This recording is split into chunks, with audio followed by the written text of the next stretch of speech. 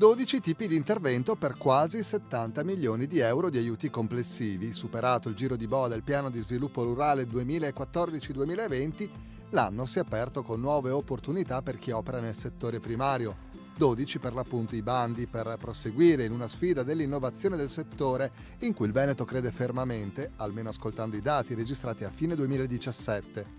A fine 2017 il programma di sviluppo rurale del Veneto ha raggiunto il 30% dell'attuazione in termini di risorse già materialmente erogate ai beneficiari, il 30% di un budget complessivo di 1.169 milioni di euro, quindi significa che al 31 dicembre dell'anno scorso Avepa ha liquidato agli agricoltori oltre 340 milioni di euro.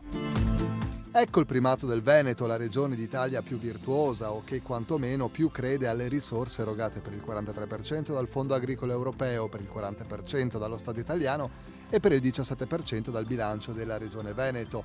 5 le aree che identificano gli attuali 12 bandi a disposizione, dal sostegno della qualità dei prodotti agricoli e alimentari agli investimenti per migliorare le prestazioni delle aziende e il ricambio generazionale.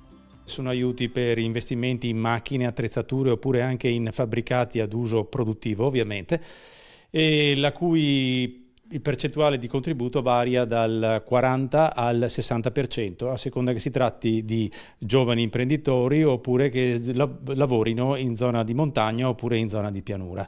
Per quanto riguarda invece i giovani agricoltori c'è un aiuto al primo insediamento, 40.000 euro per l'inizio delle attività, a cui il giovane agricoltore, dovrà aggiungere anche interventi per quanto riguarda gli investimenti. Agricoltura ma anche paesaggio, dal rinnovamento dei villaggi nelle zone rurali alla cooperazione per progetti collettivi a carattere ambientali. Il territorio può essere così ridisegnato, ridefinito con specifici interventi.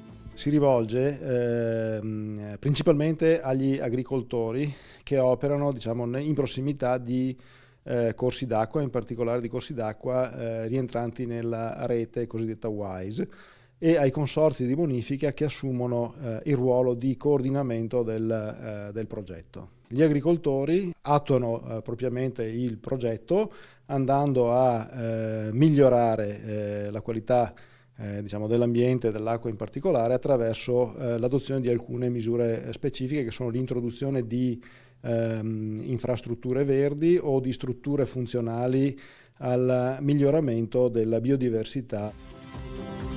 Risorse a disposizione che meritano studio e applicazione. Le modalità e i documenti relativi si recuperano nel sito ufficiale assieme a tutte le indicazioni utili per progetti che vogliono valorizzare gli ecosistemi e potenziare la competitività e la redditività agricola.